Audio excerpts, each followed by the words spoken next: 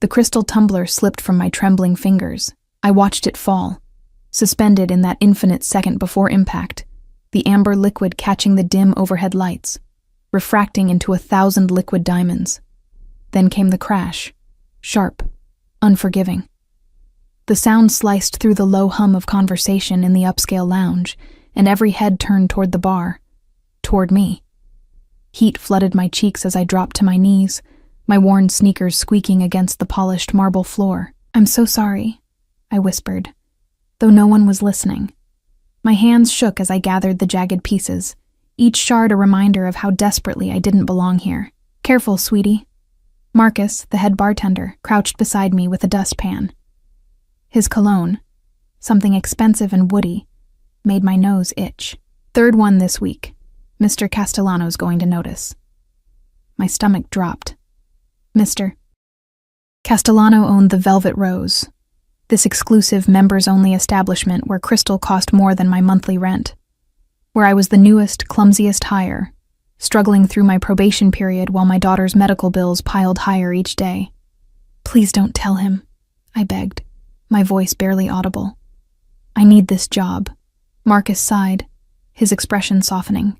"Just try to keep it together, okay? These people—" He gestured vaguely toward the leather booths and velvet chairs where Chicago's elite lounged. "They don't notice the help unless we give them a reason to.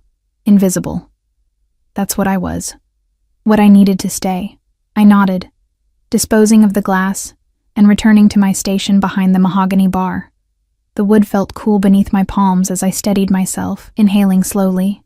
Vanilla from the candles, expensive perfume, the faint bitterness of top-shelf liquor.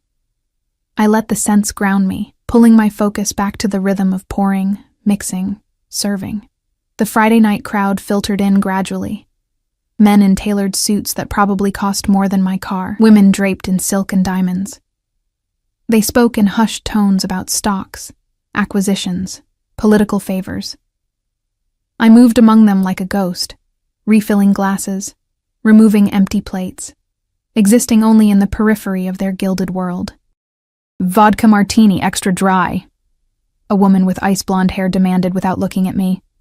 "Right away, ma'am." My hands worked automatically now, measuring, shaking, straining. The routine calmed me. Pour, shake, serve, smile, repeat. Each task a small victory, bringing me closer to the end of my shift, closer to the paycheck that would cover Lily's next round of medications. I was reaching for the vermouth when the atmosphere shifted. It wasn't loud.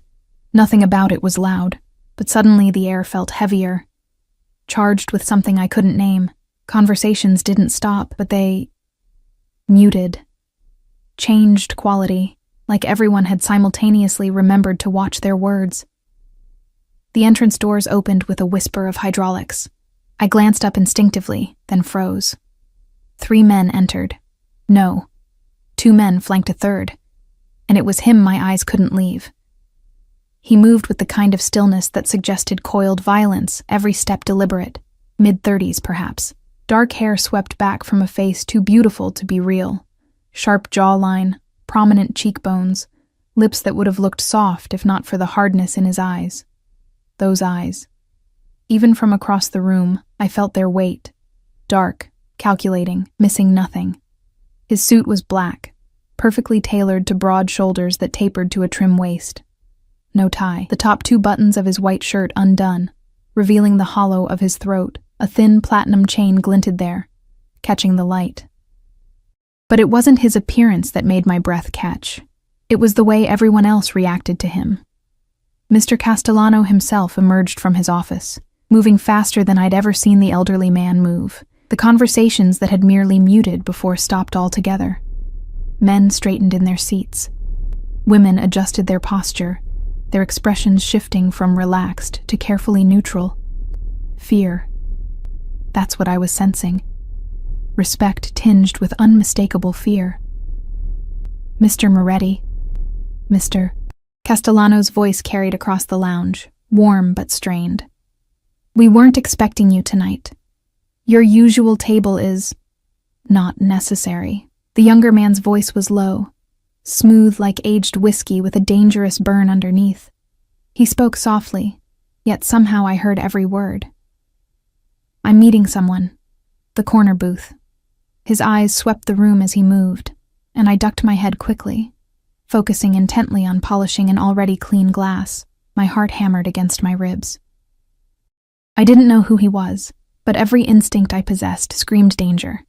The two men who'd entered with him positioned themselves strategically, one near the entrance, one near the hallway to the restrooms. Neither sat. Both wore earpieces, and the kind of alertness that never quite blinked. Security. Or bodyguards. Who needed bodyguards in a place like this? "Elena!" Marcus appeared at my elbow, making me jump. "VIP service for booth 7. Don't mess this up. Who is—" "Don't ask questions. Just bring him whatever he wants. Smile, and for God's sake, don't drop anything." My palms were already sweating as I approached booth 7, carrying a leather-bound menu that probably cost more than my weekly groceries. The corner booth was the most secluded in the lounge, surrounded by frosted glass panels that offered privacy while still allowing a view of the entrance. Strategic. Everything about this man seemed strategic. He sat with his back to the wall, one arm draped casually along the booth's edge, but his fingers drummed a slow rhythm against the leather. A platinum watch caught the light, understated, but I recognized the brand. Patek Philippe. 6 figures, minimum. I stopped at a respectful distance. "Good evening, sir. Can I get you something to drink while you wait?" He didn't look at me immediately. His gaze remained fixed on the entrance, tracking something, or someone. When he finally turned those dark eyes my way, the intensity nearly made me step back. "Macallan 25. Neat. 2 glasses." His voice wrapped around me like smoke. Soft, but impossible to ignore. "Right away, sir." I turned to leave, but his voice stopped me. "What's your name?" I glanced back, surprised. In 3 weeks of working here, not one patron had asked my name. "Elena, sir." He studied me for a moment longer than comfortable, his expression unreadable. Then he nodded once, a dismissal. My legs felt unsteady as I returned to the bar. Marcus had already pulled the Macallan, a bottle I'd been explicitly told never to touch without permission, reserved only for the most elite clientele. "Who is he?" I whispered, as Marcus poured the amber liquid into 2 crystal tumblers. "Dante Moretti." Marcus's voice dropped even lower. "Don't stare at him. Don't ask him questions. Don't do anything except exactly what he tells you. But, Elena," Marcus gripped my wrist gently but firmly. "That man owns half of Chicago's underground. The other half doesn't cross him because they want to keep breathing. Understand?" Ice flooded my veins. Mafia. He was talking about the Mafia. I'd heard stories, of course. Everyone in Chicago had, but they were just that. Stories. Urban legends about shadowy figures who controlled things from behind legitimate business fronts. I'd never imagined I'd serve one. The glasses trembled slightly as I carried them back to booth 7, each step feeling like walking toward a cliff's edge. Dante Moretti hadn't moved, but now a second man sat across from him. Older, heavy-set, sweating despite the lounge's cool temperature. "Wasn't my fault," the older man was saying, his voice pitched with desperation. "I was told the shipment would arrive. Excuses bore me, Vincent." Dante's tone remained soft, almost gentle. Somehow that made it more terrifying. "You had one task. You failed. Please, I have a family. So did the men who died because your incompetence allowed that warehouse to be raided." I set the glasses down as quietly as possible, my hands somehow steady despite the terror coursing through me. "Don't look. Don't listen. Don't exist." "Will there be anything else, sir?" My voice came out surprisingly normal. Dante glanced at me, and for just a second, something flickered in those dark eyes. Then it was gone. "No, leave us." I practically fled back to the bar, my pulse racing. Marcus shot me a knowing look but said nothing. I busied myself with unnecessary tasks, trying to ignore the sick feeling in my stomach. What kind of place was this? What had I stumbled into? My phone buzzed in my pocket, probably the hospital calling about Lily again. My baby girl, only 6 years old, fighting leukemia with more courage than I could ever muster. Every treatment cost thousands we didn't have. Every day I feared the call that would tell me the insurance had run out, that there were no more options. That's why I was here. Why I endured the fear, the exhaustion, the constant reminder that I didn't belong. Because invisible Elena Martinez could disappear into this gilded world and emerge with enough money to save her daughter. The older man, Vincent, left booth 7:20 minutes later, his face ashen, his gait unsteady. Dante remained, sipping his whiskey with the patience of a predator who knew his prey had nowhere to run. Then his phone rang. Even from across the room, I saw him tense. He answered, listened, then spoke 2 words. "Handle it." He stood abruptly, his bodyguards moving instantly to flank him. But as he strode toward the exit, his eyes swept the lounge one final time and landed directly on me. Our gazes locked for perhaps 3 seconds. 3 seconds that felt like 3 hours. His expression revealed nothing, but I felt examined, catalogued, seen in a way that made me want to hide. Then he was gone, taking that oppressive presence with him. The lounge seemed to exhale collectively. "See?" Marcus said beside me, startling me again. "Invisible. That's how you survive around men like that." But as I cleaned booth 7 later, carefully collecting the 2 glasses, one still full, one empty, I couldn't shake the feeling that Dante Moretti had seen me, really seen me, and somehow, that felt more dangerous than anything else tonight. I was wiping down the table when I found it. A platinum money clip, tucked into the booth's leather seating. My breath caught. The clip alone was probably worth thousands, but the bills inside. I counted quickly, my hands shaking. $10,000. My first instinct was to call Marcus, to turn it in, to do the right thing.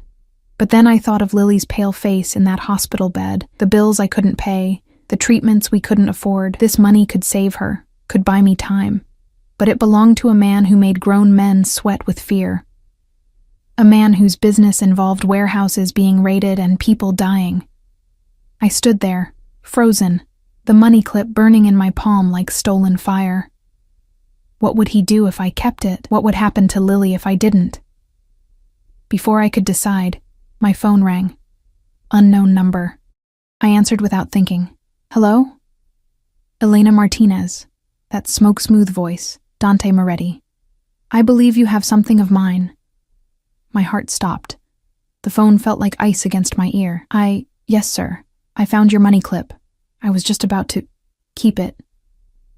Silence stretched between us, thick with confusion. I stared at the platinum clip in my trembling hand, certain I'd misheard. "I'm sorry, what?"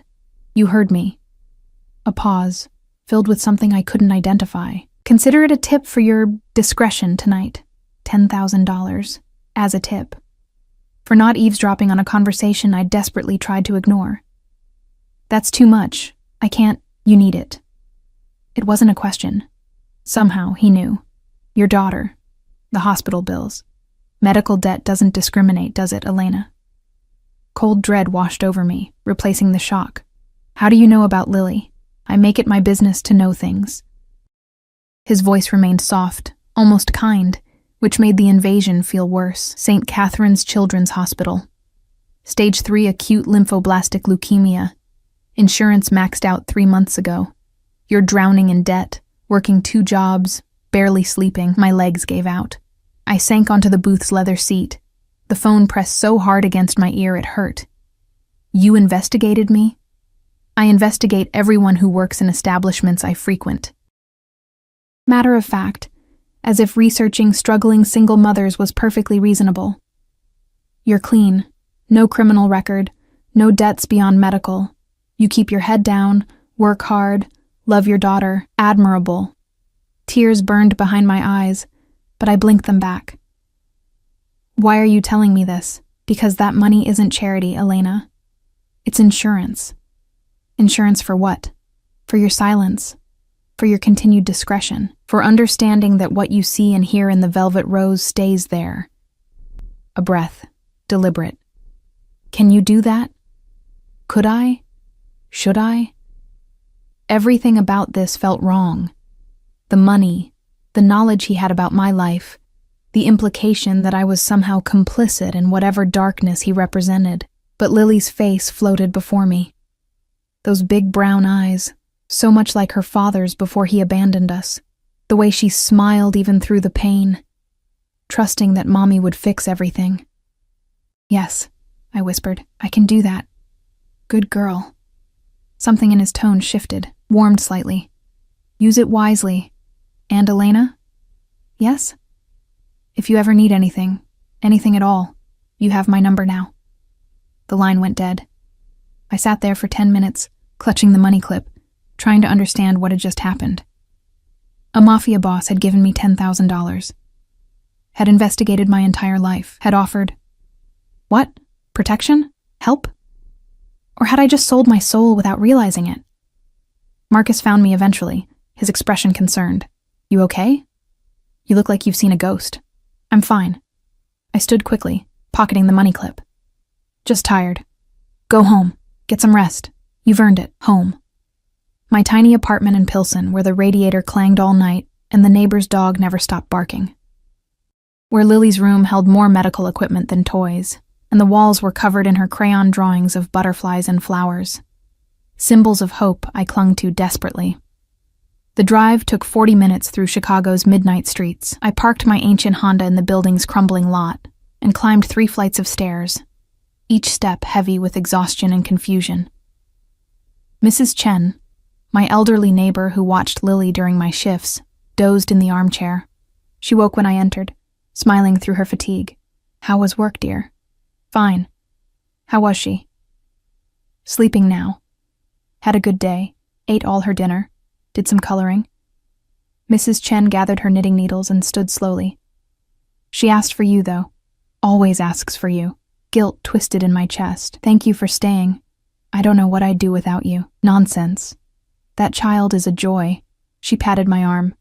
"You're doing your best, Elena. That's all any mother can do." After she left, I locked the door and moved quietly to Lily's room.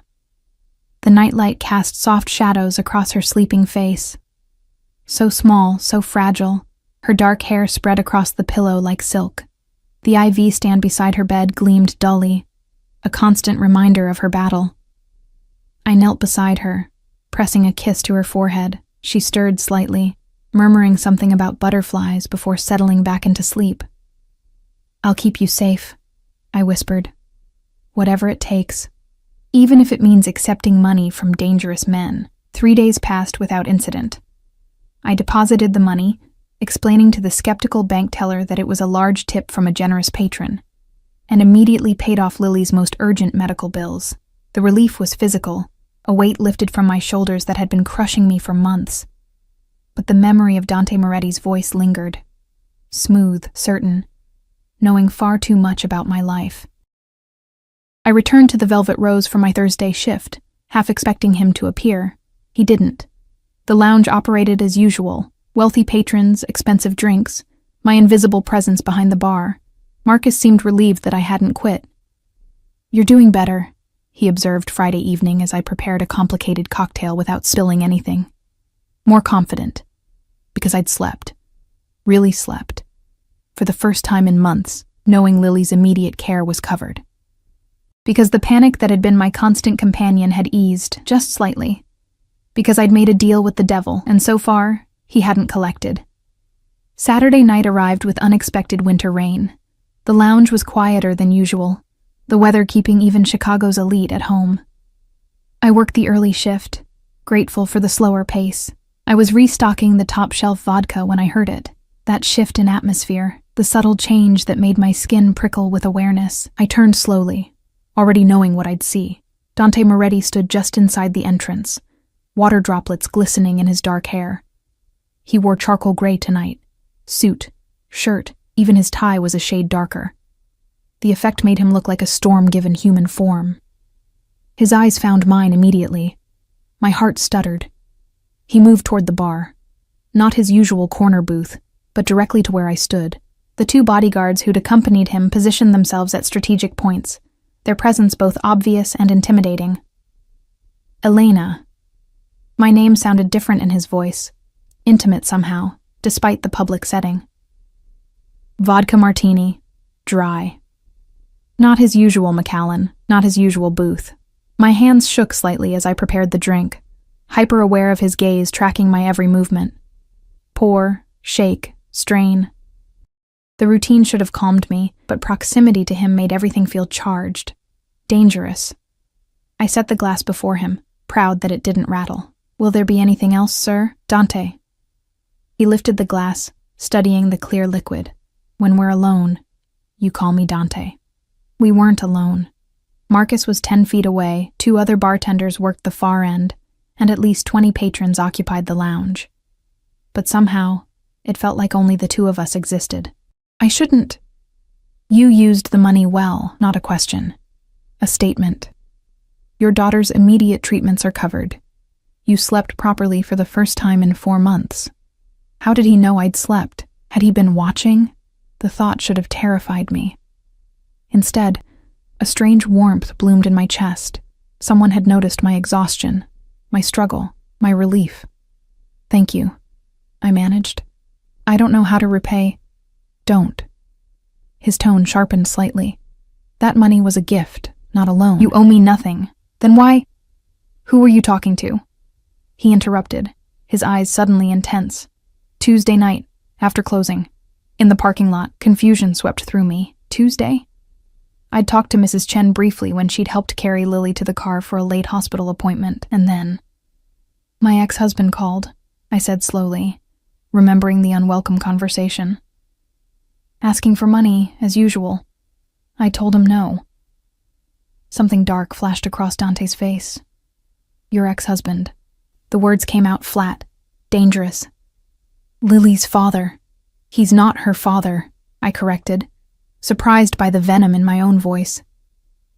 "Fathers don't abandon sick children because treatment costs too much and life gets hard." Dante's fingers tightened around his glass. "What's his name?"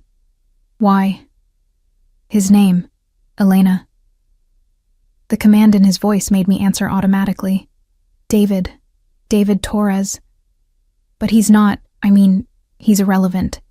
He hasn't been part of our lives in over a year. He called you at 11:43 p.m. on Tuesday. The conversation lasted 4 minutes. He asked you for $8,000. Dante recited the facts like reading a report. An ice slid down my spine. You refused. He became aggressive. You hung up. You were listening? My voice rose slightly, drawing a glance from Marcus. I lowered it immediately. You had someone watching me? I protect what's mine. The possessiveness in those words stole my breath. We're not, I barely know you. You took my money. You agreed to my terms. That creates a connection. He leaned forward slightly, and I caught his scent. Expensive cologne, rain, and something darker underneath. Whether you acknowledge it or not. This was insane. He was a criminal, a dangerous man who made people disappear and controlled Chicago's underworld. I should run, quit this job, take Lily and disappear, but I didn't move. "I don't understand what you want from me," I whispered. His eyes softened fractionally. "I haven't decided yet." Before I could respond, his phone buzzed. He glanced at it, his expression hardening instantly. When he looked back at me, the momentary softness had vanished, replaced by cold calculation. "I need to go." "But Elena—" He stood, adjusting his cufflinks with practiced ease. "Stay away from your ex-husband. If he contacts you again, you tell me immediately. I can handle—" "You think you can?"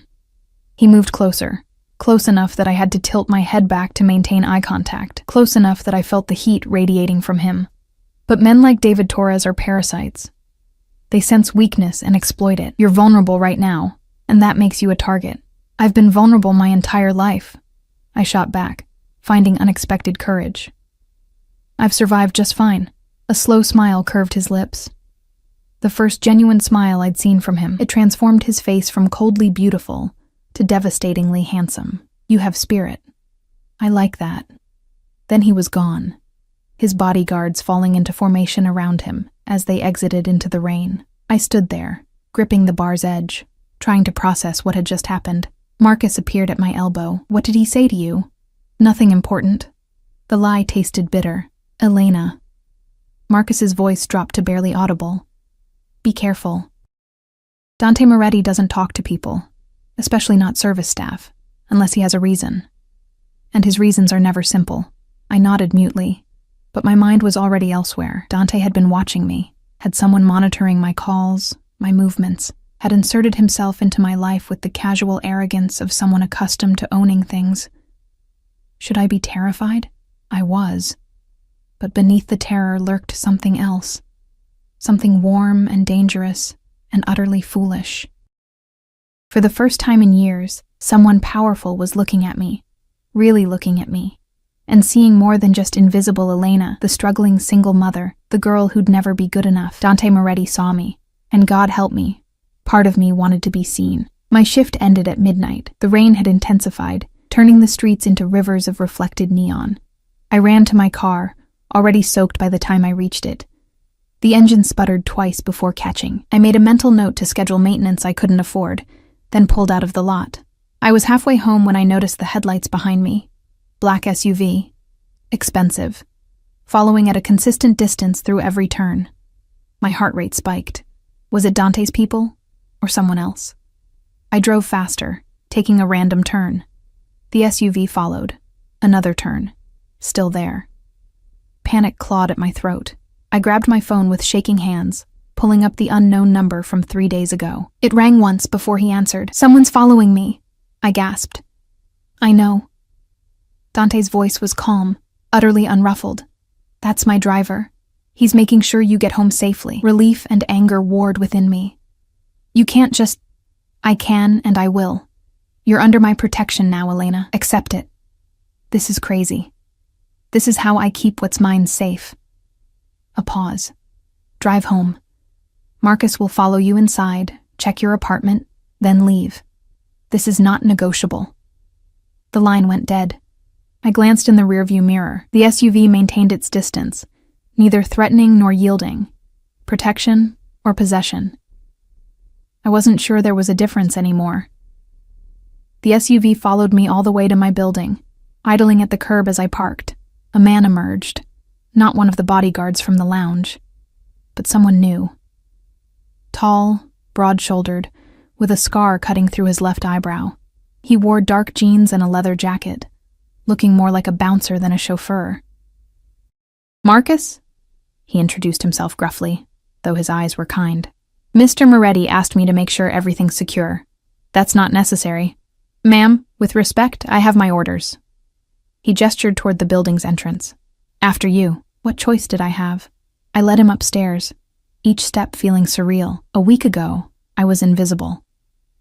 Now I had a Mafia boss's driver escorting me home like I was someone important, someone worth protecting. Mrs. Chen opened her door as we reached my floor, her eyes widening at the sight of Marcus. I gave her what I hoped was a reassuring smile. Just a friend making sure I got home safe. The rain, you know. She nodded slowly, clearly unconvinced, but retreated into her apartment. Inside, Lily still slept peacefully, her small chest rising and falling with each breath. Marcus moved through the apartment efficiently, checking windows, the fire escape, even inside closets. His professionalism made the whole situation feel both more legitimate and more absurd. "All clear," he announced quietly, careful not to wake Lily. "I'll be outside for a few hours. If you need anything, call this number." He handed me a card with a single phone number printed on it. "Don't hesitate." Why is he doing this? The question escaped before I could stop it. Marcus paused at the door, his expression unreadable. "Mr. Moretti doesn't explain himself to anyone, ma'am. But if he's protecting you, there's a reason. Best not to question it." After he left, I locked the door and leaned against it, my legs suddenly weak. Through the window, I could see the SUV parked below, a silent sentinel in the rain-soaked night. Sleep came fitfully, haunted by dark eyes and dangerous promises. Sunday morning arrived with pale sunshine filtering through my threadbare curtains. Lily woke early, her energy surprisingly good, a rare gift I treasured. We spent the morning on the couch, her curled against my side as we watched her favorite cartoons. "Mama?" She looked up at me with those impossibly large eyes. "Are we going to be okay?" My heart clenched. 6 years old, and she already carried the weight of our situation. "Of course, baby. Why would you ask that?" "Mrs. Chen said you've been working a lot. that you're tired. She twisted a strand of my hair around her finger. A nervous habit. I don't want you to be sad anymore.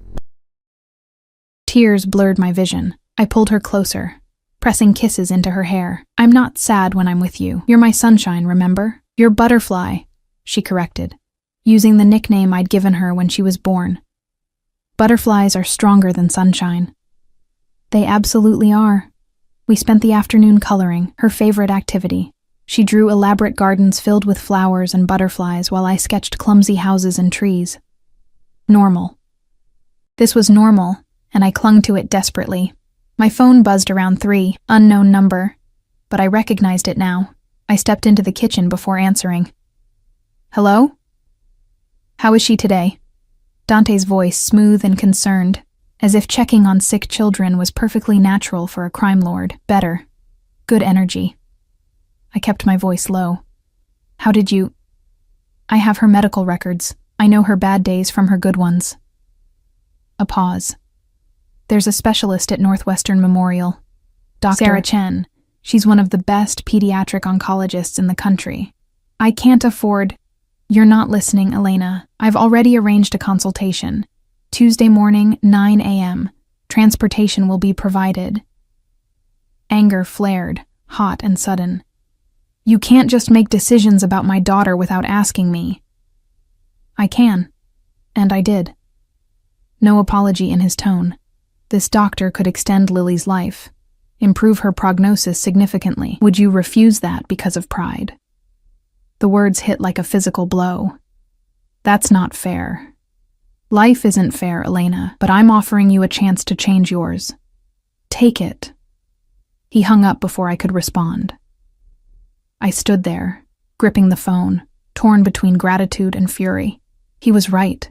Damn him, he was right. If this doctor could help Lily, I'd swallow my pride, my fear, my objections. I'd accept help from the devil himself. Maybe I already had. Monday night at the Velvet Rose felt different. I moved through my shift hyper-aware, waiting for Dante to appear. He didn't. But his presence lingered anyway, in the way other patrons glanced at me with new curiosity, in Marcus's protective nods from across the room, in the weight of the phone number burning in my pocket. Tuesday morning dawned cold and clear.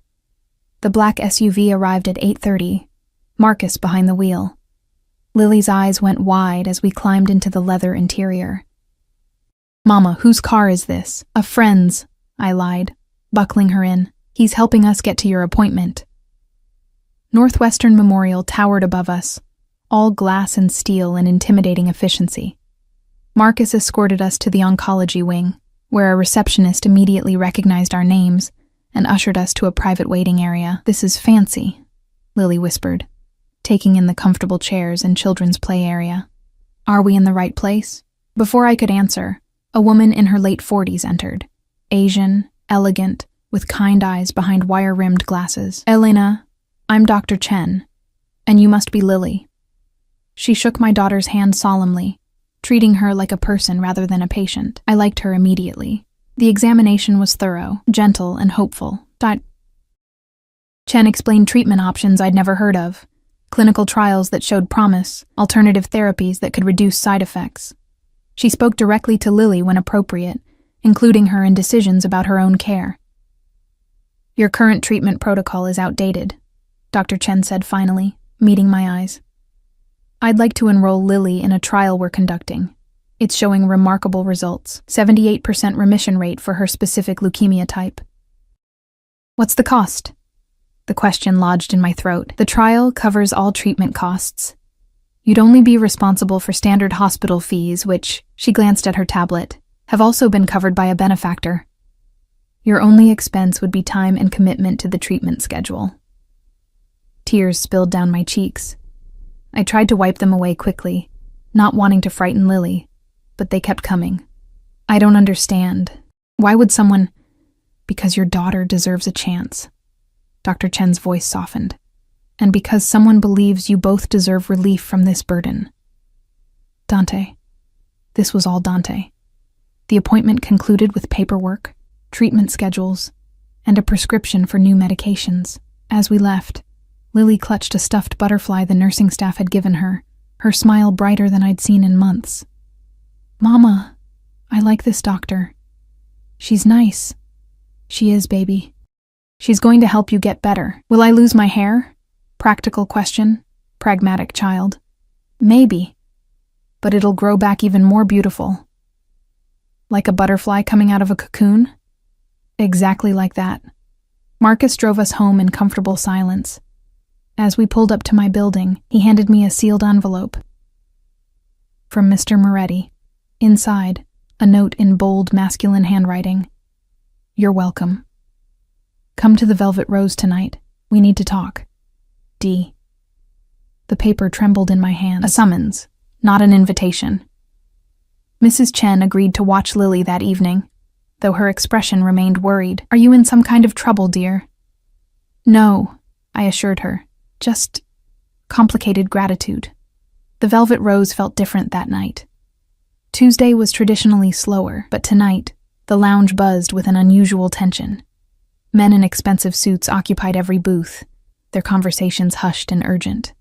I recognized some faces from news broadcasts, politicians, businessmen, people who made Chicago run, and in the corner booth, surrounded by a subtle perimeter of bodyguards, sat Dante Moretti.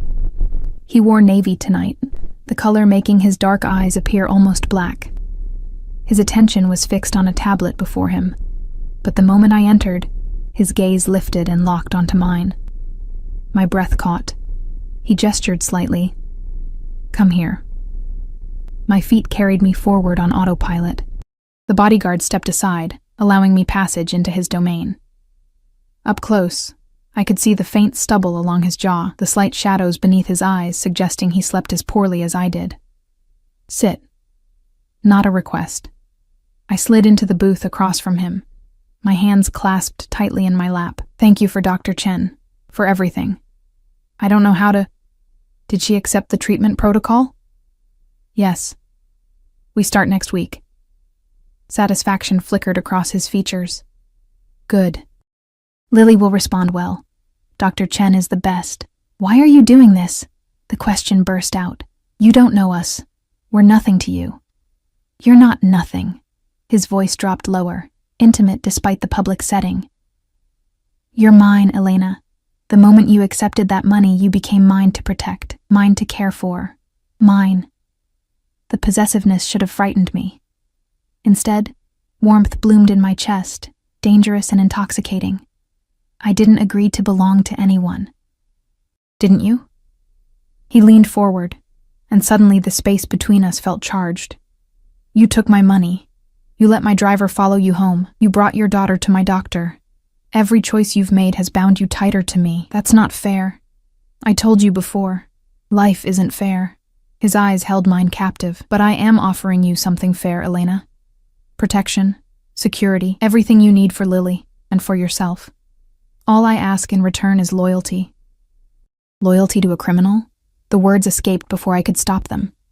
Instead of anger, amusement curved his lips. Criminal is such a harsh word. I prefer businessman with flexible ethics. The humor faded quickly. "But yes, Elena, I'm asking you to be loyal to a man who operates outside the law, who does terrible things to maintain power, who would burn this city down to protect what's his."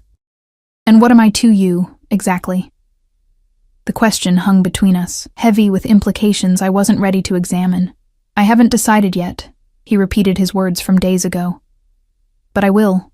Soon." One of his bodyguards approached, leaning down to whisper something.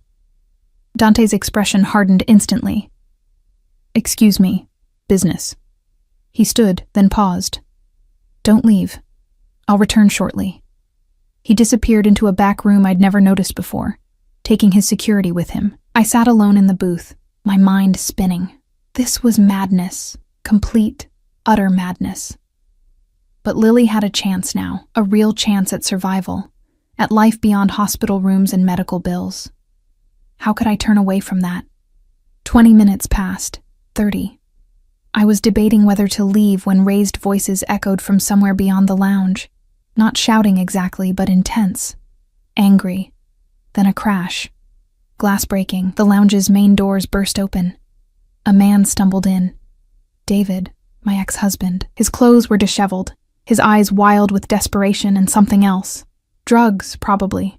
He'd always had a weakness for substances when life got difficult. Elena. He spotted me immediately, lurching toward the booth. There you are.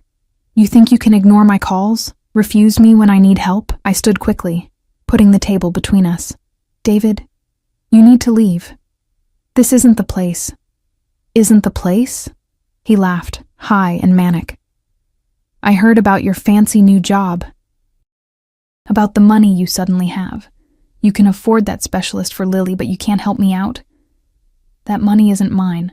Bullshit. You always had money hidden away, always holding out on me. He grabbed my wrist, his grip bruising. I'm Lily's father. I have rights. You have nothing. The voice came from behind David, cold as winter ice. Dante stood there, flanked by his bodyguards. But it was him, the controlled fury radiating from him, that made David release me and stumble backward. Who the hell are you? David demanded, trying for bravado and failing. The man who's going to make you wish you'd stayed away. Dante moved forward with predatory grace. You grabbed her. Put your hands on what's mine. Yours? David's drug-addled brain finally caught up with his situation. His face paled. Look, man, I didn't know she was your... we have history, and you abandoned your daughter when she needed you most. You've harassed Elena for money you have no right to. And now... Dante's voice dropped to barely above a whisper, somehow more terrifying than any shout. You put your hands on her in my establishment. 2 bodyguards grabbed David, immobilizing him instantly. Dante, please. I found my voice. He's not worth it.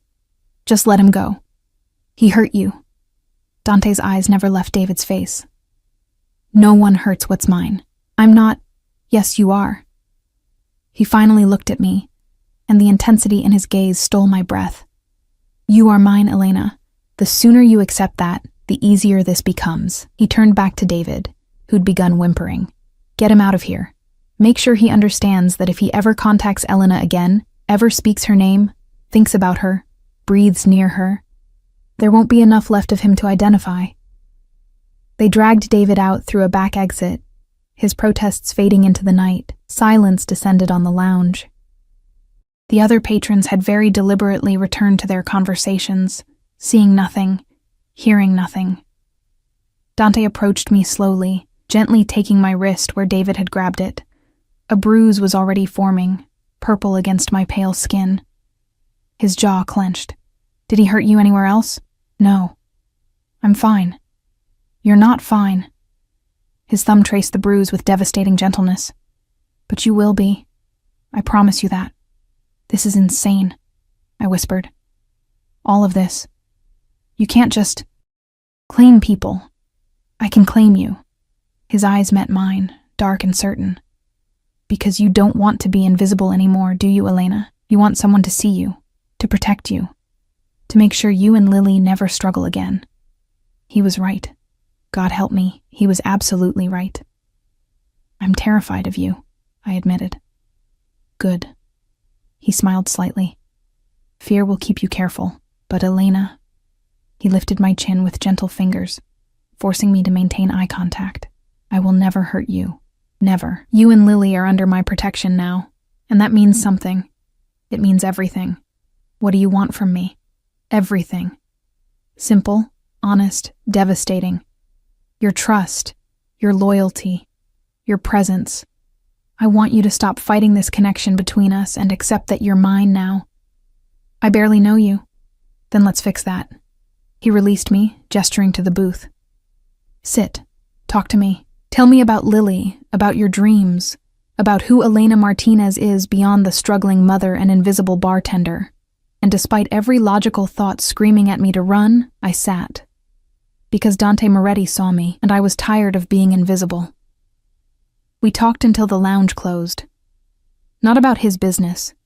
He deflected those questions with practiced ease. Instead, he asked about Lily. About her favorite colors, purple and yellow, her obsession with butterflies. She'd made me promise to take her to a butterfly conservatory when she got better. Her surprising vocabulary. She read constantly, devouring books faster than I could borrow them from the library. She sounds remarkable, Dante said, genuine warmth in his voice, like her mother. Heat crept up my neck. I'm not remarkable. I'm just trying to survive. Survival takes remarkable strength. He poured more water into my glass. I'd refused alcohol, needing my wits sharp around him. Tell me about before Lily got sick. So I did. I told him about community college classes I'd abandoned when David left, about dreams of becoming a teacher that felt impossibly distant now, about my mother, who died when I was 19, leaving me alone in a city that didn't care about girls like me, about the art I used to create, charcoal drawings mostly, sketches of Chicago's architecture and hidden corners. You gave up a lot, he observed. I didn't give up anything. I chose Lily. Every time I choose her. What if you didn't have to choose? He leaned back, studying me with that intense focus that made me feel simultaneously exposed and cherished. What if you could have both? Lily's health and your dreams. That's not how life works, not for people like me. It is now. He pulled out his phone, typed something quickly. I'm enrolling you in courses at DePaul. Spring semester starts in January, part-time, flexible schedule, education degree, since that's what you wanted. My mouth fell open. You can't just... I can. I did. He silenced my protest with a raised hand. Your tuition is paid. Your books are covered. You'll attend classes while Lily's in treatment, and Mrs. Chen will continue watching her when needed, at triple her current rate. Dante, this is not negotiable, Elena. His voice gentled. You've spent years sacrificing everything for your daughter. Let me give you something back. Tears threatened again. I blinked them away furiously. Why? Why would you do all this for someone you barely know? He was quiet for a long moment, his fingers drumming that slow rhythm against the table. When he spoke, his voice carried a weight I hadn't heard before. When I was 7, my mother got sick. Cancer. Like Lily. My father. He was nothing then. Just a low-level enforcer trying to climb the ranks. We had no money, no insurance, no options. I held my breath, sensing something important. She died 6 months later, painful, slow, undignified. And I watched my father break from it. He became ruthless, driven by the promise he'd made to her dying body, that no one in our family would ever suffer like that again, that he'd build an empire that could protect us from life's cruelties. Dante's eyes met mine. He succeeded, built something powerful from nothing. But my mother was already gone. Understanding dawned. Lily reminds you of... No. He cut me off sharply. Lily reminds me of every child who deserves a chance my mother never got. And you, his voice softened. You remind me that not everyone who struggles is weak, that sometimes the strongest people are the ones barely holding on. The vulnerability in his admission stole my breath. This dangerous man, this criminal who made others tremble, had just exposed something raw and precious. I don't know what to say, I whispered. Say you'll accept my help. Say you'll stop fighting me at every turn. He reached across the table, his hand palm up, an invitation rather than a demand. Say you'll let me take care of you, Elena. I stared at his hand, strong, scarred across the knuckles, capable of both violence and tenderness.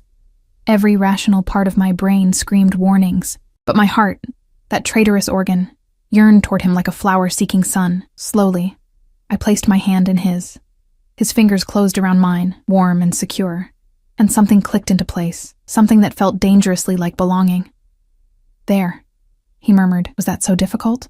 Terrifying, I admitted. Absolutely terrifying. His smile was genuine, transforming his features. Good. That means you're smart. He stood, pulling me gently to my feet. Come. I'll drive you home. You don't have to. I want to. The drive through Chicago's sleeping streets felt surreal. Dante drove himself, a sleek black Mercedes with interior that smelled of leather and his cologne. Classical music played softly through the speakers, something mournful and beautiful. Chopin, he said, noticing my attention. Nocturnes. My mother used to play them. She was a pianist, before marriage, before children, before cancer. She was going to perform professionally. Sadness tinged his voice, another dream sacrificed. We pulled up to my building far too quickly. Dante killed the engine but made no move to leave. Instead, he turned to me, his expression serious. David won't bother you again. I've made certain of that. What did you do to him? Part of me didn't want to know. Part of me desperately needed to. Nothing permanent. Yet. His tone hardened. But he understands now that you're protected. That touching you means death. The casual way he mentioned death should have horrified me. Instead, a twisted sense of safety washed over me. No one had ever protected me before. Not like this. I should go. Mrs. Chen will worry. Elena. He caught my hand as I reached for the door. One more thing. I turned back, finding his face inches from mine. My breath hitched. I meant what I said. You're mine now. That means no other men, no dates, no flirtations, nothing. Possessiveness burned in his eyes. Understand? We're not. You haven't. I stumbled over the words. What exactly are we? I don't know yet. Honesty, brutal and raw. But I know I want you. I know I think about you constantly. I know seeing that bruise on your wrist made me want to tear your ex-husband apart with my bare hands. He lifted our joined hands, pressing his lips to my bruised wrist with devastating gentleness. So until I figure out exactly what this is, you're mine. Exclusively. That's not fair. You can't claim exclusivity without... Can't I? A challenge in his voice. Tell me you don't feel this. Tell me you don't lie awake thinking about me, wondering what it would be like to stop fighting and just surrender. I couldn't. Because he was right. I'm scared, I whispered. I know. He cupped my face with his free hand, his thumb tracing my cheekbone. But I've got you, Elena. I've got you and Lily both. You're safe now, I promise. Then he leaned in and kissed me, soft at first, gentle, giving me space to pull away. But I didn't. Instead, I melted into him, my hand fisting in his shirt, pulling him closer. The kiss deepened, turned hungry, desperate, like we were both drowning and each other was air. When we finally broke apart, both breathing hard, he rested his forehead against mine. Go inside before I do something we're not ready for, he murmured. I nodded mutely, climbing out of the car on shaking legs. At my building's entrance, I turned back. He'd rolled down his window, watching me with an intensity that made my knees weak. Good night, Dante. Good night, Elena. Sleep well, knowing you're protected. I watched him drive away before heading upstairs, my fingers pressed to my lips, still feeling the ghost of his kiss. Mrs. Chen took one look at my face and smiled knowingly, complicated gratitude indeed.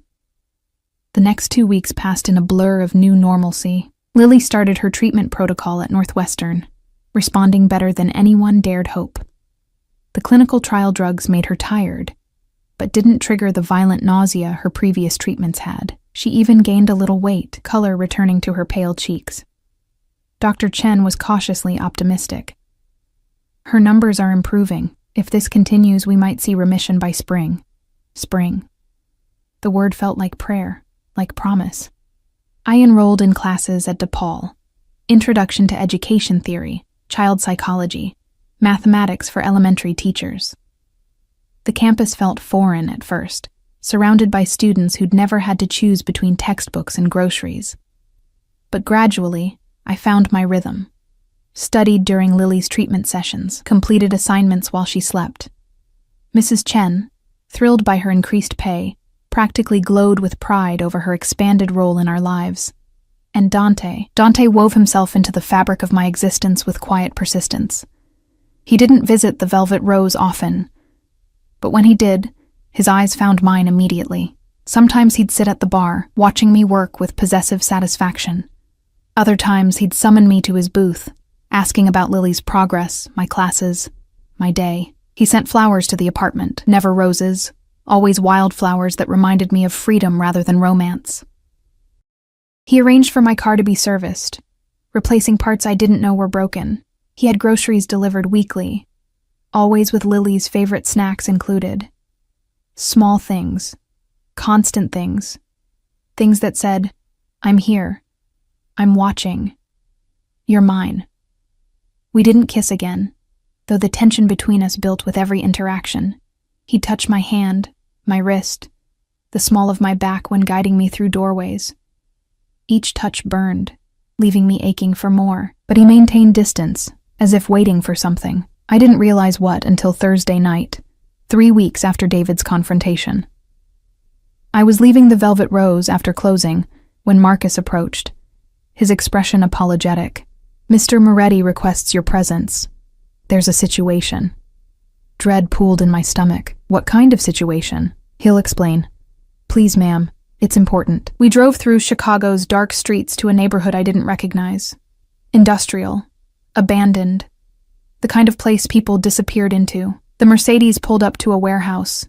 Its exterior nondescript, but guarded by multiple men with weapons barely concealed. Marcus led me inside. The warehouse interior had been converted into something between an office and a fortress. Expensive furniture contrasted with concrete floors and exposed beams.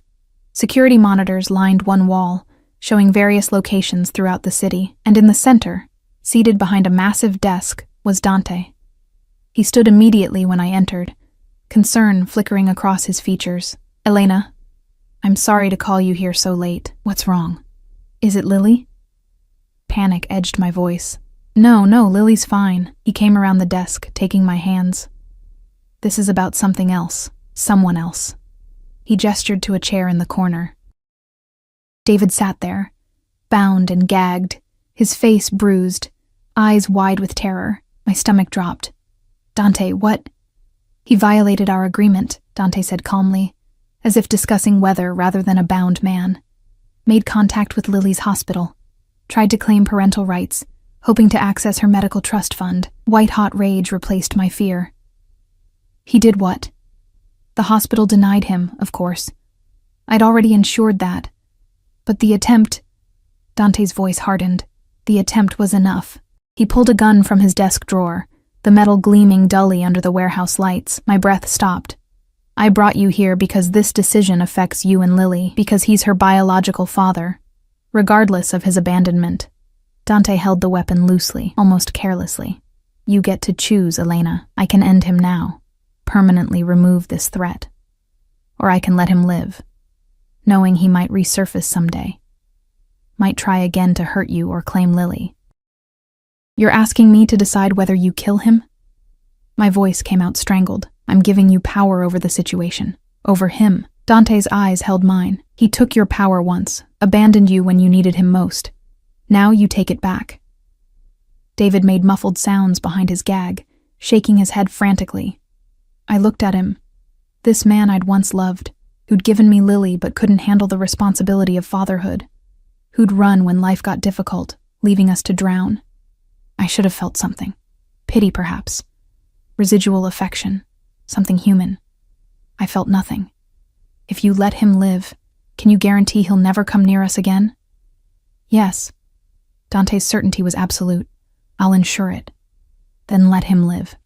I met David's terrified eyes, but make him understand that he's dead to us. That if he ever speaks Lily's name again, if he ever thinks about approaching us, you'll finish this. Satisfaction gleamed in Dante's expression. He turned to his men. You heard her. Take him to the border. Make sure he comprehends the consequences of return. They dragged David away, his muffled protests fading. I stood there shaking, unable to process what I'd just participated in. Dante set the gun down, approaching me carefully. Are you all right? I essentially threatened a man's life. You protected your daughter. There's a difference. He pulled me against him, his arms encircling me with unexpected gentleness. You did well, Elena. You're stronger than you realize. I buried my face in his chest, breathing in his scent, letting his solidity anchor me. Is this my life now? Making decisions about who lives or dies? No. This was an exception, a singular moment. He tilted my chin up, forcing me to meet his eyes. But it was important that you understood. I will do anything to protect you and Lily. Anything. And I wanted you to have agency in that protection.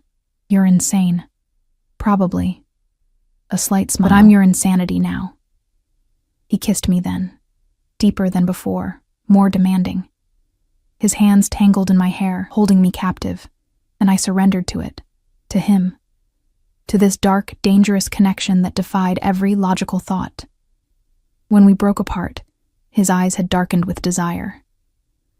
Come home with me tonight. It wasn't a question, but it wasn't quite a command either, a request from a man who wasn't used to requesting anything. I can't. Lily is with Mrs. Chen, who I've already compensated for the night. Your daughter is safe, cared for, and completely unaware of any of this. His thumb traced my lower lip. Come home with me, Elena. Let me show you what it means to be mine. Every rational thought screamed at me to refuse, to maintain boundaries, to protect myself, but I was tired of being rational. Tired of boundaries. Tired of protecting myself from the one person who actually wanted to protect me. Okay, I whispered. His smile was victorious, possessive, and devastatingly beautiful. Then let's go home. Dante's home wasn't what I expected. I'd imagined something ostentatious, a mansion dripping with excess, all marble and gold leaf. Instead, Marcus drove us to a modern high-rise in River North, its glass exterior reflecting the city lights like captured stars. The penthouse occupied the entire top floor. The elevator opened directly into the living space. Floor-to-ceiling windows showcasing Chicago's glittering skyline. Minimalist furniture in blacks and grays. Art that looked museum quality on the walls. It's beautiful, I breathed, moving toward the windows. Lake Michigan stretched beyond, dark water meeting darker sky. It's private. Dante came up behind me, his hands settling on my waist. Secure. No one reaches this floor without my permission. A gilded cage, beautiful and isolated. The thought should have frightened me. Instead, I leaned back into his warmth, letting myself feel safe for the first time in years. Tell me something, I said quietly. Something real. Not the dangerous crime lord, not the generous benefactor, just Dante.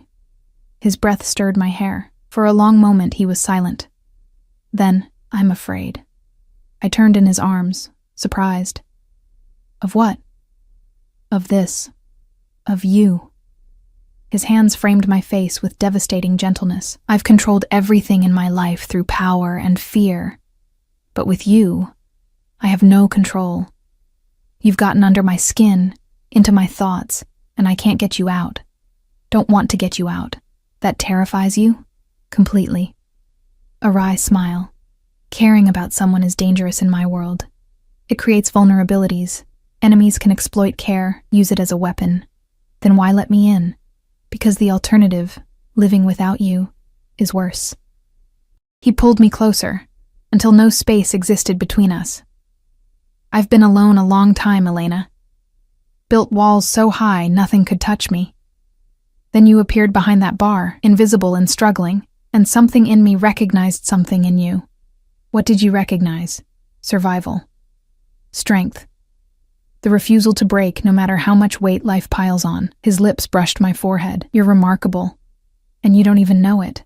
I rose on my toes, pressing my lips to his. The kiss started gentle, but quickly turned hungry, desperate, as if we'd both been starving and finally found sustenance. His hands moved over me, my back, my waist, tangling in my hair. Possessive but reverent. Elena. He murmured against my mouth. If we do this, there's no going back. You're mine completely. Say yes. Yes. The word escaped without hesitation. Yes, Dante.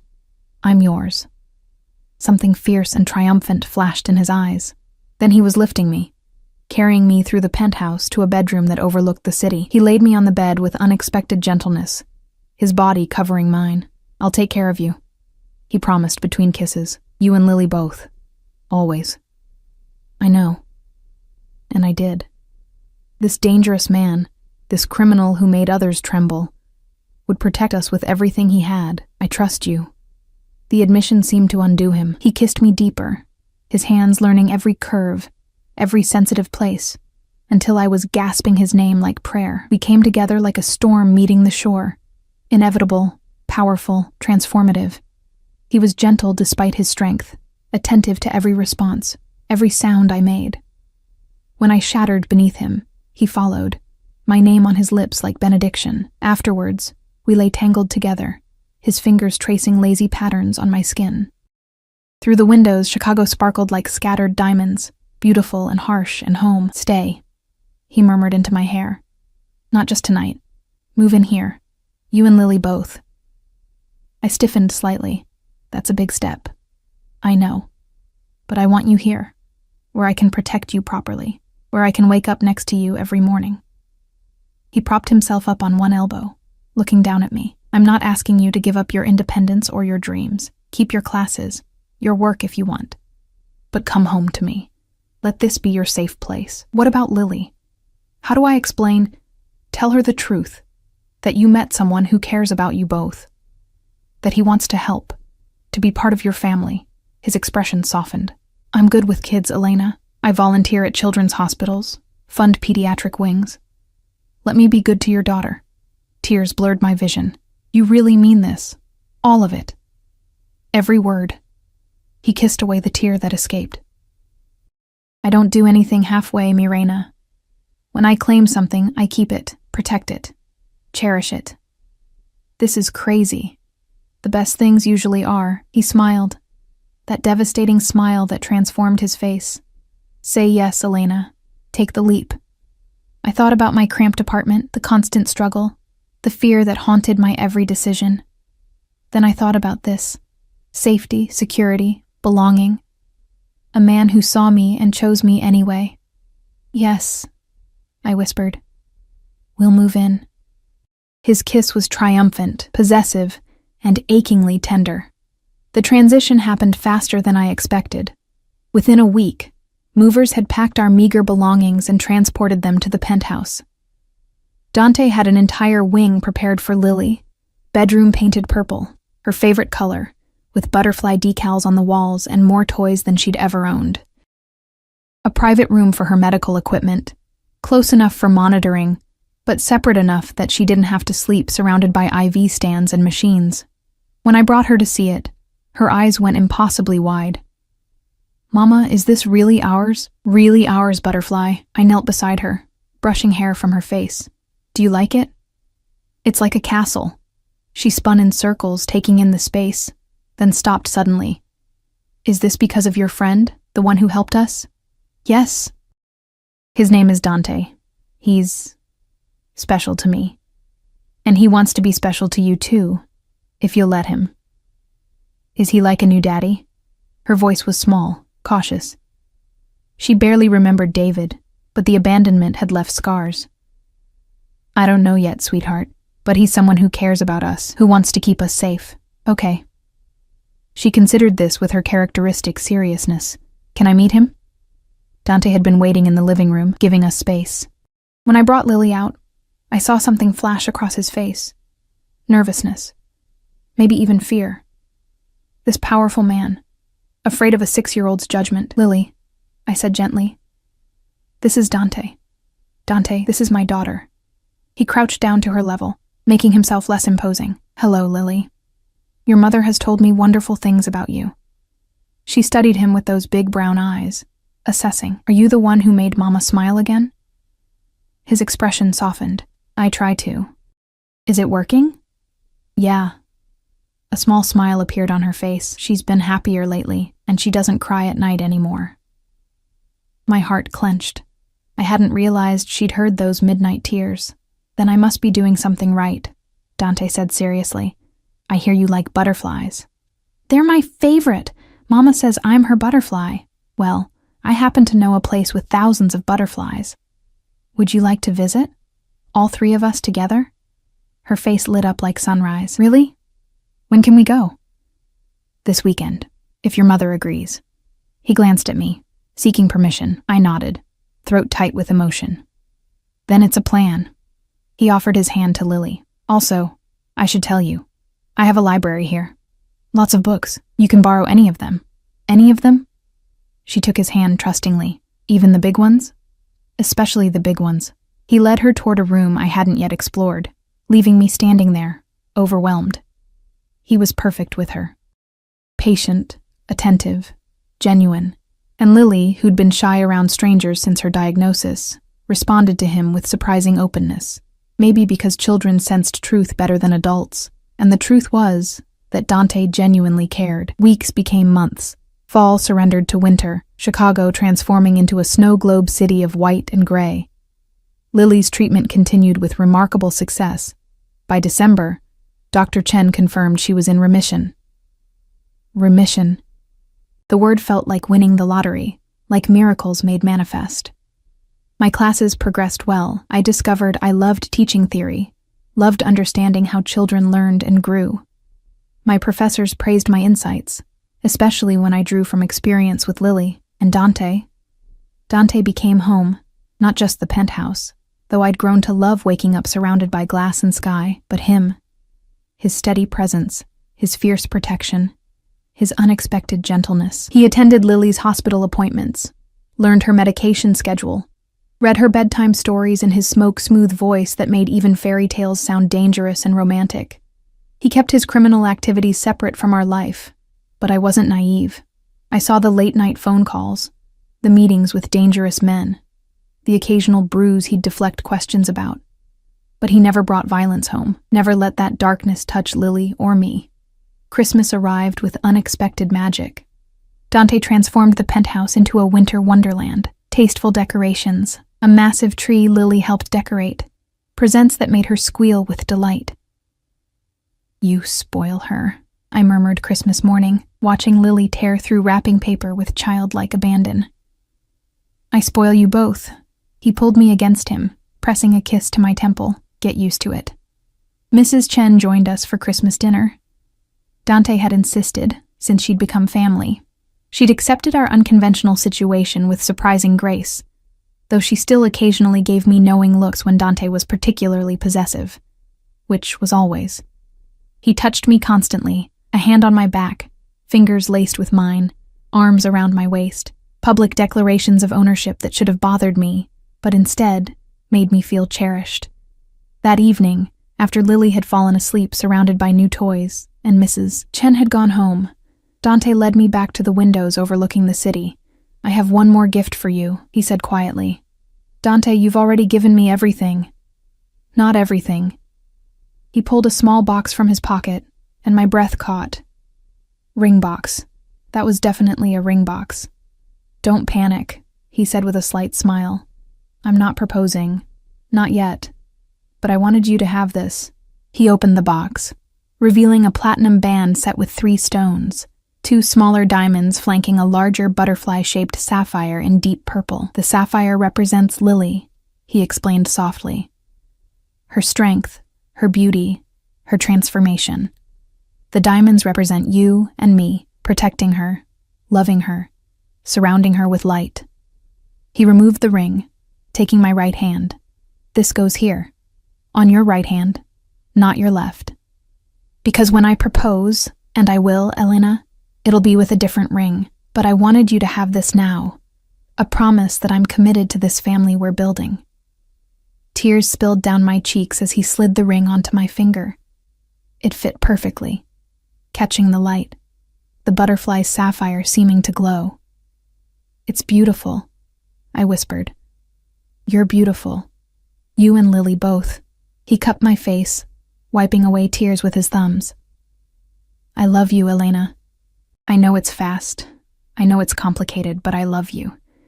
You've transformed my life as surely as Lily's transforming from sick to healthy, and I want forever with you. I love you too."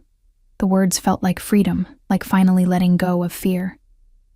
"God help me, I love you, Dante Moretti." His kiss was deep, possessive, filled with promise. When we broke apart, he rested his forehead against mine. "Thank you," he murmured. "For what?" "For seeing past the monster. For trusting me with your daughter. For letting me love you both." He pulled back slightly, his dark eyes serious. "I know what I am, Elena. I know the terrible things I do, but with you and Lily, I get to be something else, something better. You're not a monster." I pressed my hand over his heart, feeling its steady rhythm. Monsters don't volunteer at children's hospitals. Don't cry during animated movies when they think no one's watching. Don't read bedtime stories with different voices for each character. He laughed softly. You notice that? I notice everything about you, I smiled. Just like you notice everything about me. True. He sobered slightly. There's something else I need to tell you. Something I've been working on. Nervousness flickered through me. What? I'm transitioning out of certain activities, divesting from the more violent aspects of my business. He held my gaze steadily. It'll take time. You don't just walk away from my world.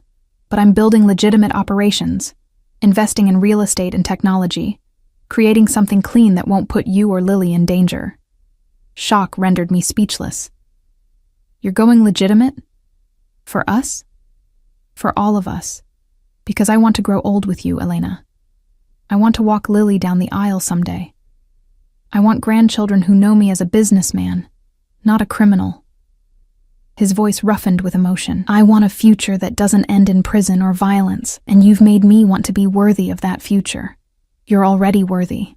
I pulled him down for another kiss, pouring everything I felt into it. Love, gratitude, hope. When we finally separated, both breathing hard, he smiled. Come to bed, mi reina. Let me show you exactly how much I love you. What about Lily? Is sleeping peacefully in her purple butterfly castle, with the monitor on so we'll hear if she needs anything. He lifted me effortlessly, carrying me toward the bedroom. And Mrs. Chen is on speed dial. Stop worrying and let me worship you properly. I laughed, the sound free and genuine. When did I become someone who gets worshipped?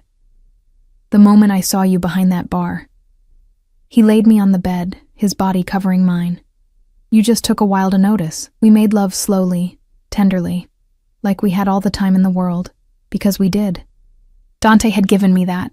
Time, security, the freedom to breathe without constant fear. Afterwards, wrapped in his arms with the city glittering beyond our windows, I felt something I hadn't experienced in years. Peace. Spring arrived with unexpected warmth, Chicago shaking off winter's grip. The butterfly conservatory visit Dante had promised became a monthly tradition. Lily never tired of walking among the flowers, while butterflies landed on her shoulders, her hands, her hair. Look, Mama, she called during our March visit, a monarch perched on her finger. He likes me. Of course he does, Dante said, crouching beside her. Butterflies recognize their own kind, beautiful, strong, transforming. She giggled, then carefully transferred the butterfly to Dante's hand. Now you have one too, he smiled. That genuine smile he reserved only for Lily and me. So I do. Thank you, butterfly. Watching them together, I felt my heart swell almost painfully. This was family, real, chosen, built on love rather than biology. That evening, after Lily had fallen asleep, Dante led me to the living room where a canvas waited on an easel, covered with cloth. I have something for you, he said, suddenly nervous. Another gift? Dante, just look. He removed the cloth. My breath caught. It was a painting, professional, gorgeous, depicting the three of us at the butterfly conservatory. Dante and I stood on either side of Lily, all of us laughing as butterflies swirled around us. But the artist had captured something deeper. The way Dante's hand rested protectively on Lily's shoulder. The way I leaned slightly into him. The way we formed a complete unit. I commissioned it from that artist you admire, he explained. Based on photographs from our visits, I wanted to capture this. Us. Together. Happy. Something permanent. Tears blurred the image. It's perfect. We're perfect. He pulled me against him. You, me, Lily. This family we've built. It's everything I never knew I needed. I never thought I'd have this, I admitted. After David left, after Lily got sick, I thought happiness was something other people got. Not me. You deserve happiness, Elena. You deserve everything. He tilted my chin up, his eyes serious. Which brings me to something important. Before I could ask what, he was dropping to one knee. My heart stopped. I know I said I'd wait, he began, pulling a different box from his pocket. But I've learned that waiting is overrated. Life's too short, too uncertain. And I know, absolutely know, that I want to spend every remaining day of mine with you. He opened the box, revealing a stunning ring platinum band with a perfect round diamond, flanked by smaller purple sapphires. Elena Martinez, will you marry me? Let me be your husband, Lily's father in every way that matters, and give you the forever you deserve? Yes. The word came out choked with tears. Yes, Dante. Absolutely yes. He slid the ring onto my left hand, where it belonged, and stood, lifting me into his arms and spinning me around. When he set me down, his kiss was deep, claiming, "Perfect, I love you," he murmured against my lips. "My queen, my heart, my everything." I held up my hand. "I love you too," watching both rings catch the light, the promise ring on my right, the engagement ring on my left. "Though you really do spoil me." "Get used to it. You're marrying a man who shows love through excess." He grinned. "Speaking of which, I should probably ask Lily's permission. She should have a say in this." We told her the next morning over breakfast. She looked between us, processing, then launched herself at Dante with surprising force. "Does this mean you'll really be my daddy?" she asked, her face pressed into his chest. "If you'll have me." His voice was rough with emotion. "I know I can't replace your biological father." "You already did." She pulled back, her expression serious beyond her years. "He left. You stayed. You take care of Mama and me. That makes you my real dad." Dante's eyes glistened with unshed tears. "Then yes, Butterfly. I'm your dad now, forever." She hugged him again, and I watched these two people I loved most complete each other. My daughter who'd survived impossible odds. My fiancé who'd transformed from danger into safety. My family. We married in June, a small ceremony in the penthouse surrounded by the people who mattered. Mrs. Chen, Dr. Chen, a few of Dante's legitimate business associates, and Marcus, who'd become a trusted friend. Lily served as flower girl, scattering purple petals and beaming with pride. When Dante and I exchanged vows, promising forever, I meant every word. This man had saved us, not just financially, but emotionally, spiritually. He'd given us hope when we had none, safety when we were vulnerable, love when we felt invisible. "I see you," he whispered during our first dance, echoing that moment months ago when everything changed. "I've always seen you, Elena, and I always will." "I see you too." I pressed closer. Not the crime lord or the dangerous man. Just Dante, who loves butterflies and bedtime stories, and me. Especially you. He kissed me softly, sweetly, as our family and friends applauded. Life wasn't perfect. Dante still had business complications. Enemies who occasionally surfaced, reminders that his past couldn't be completely erased.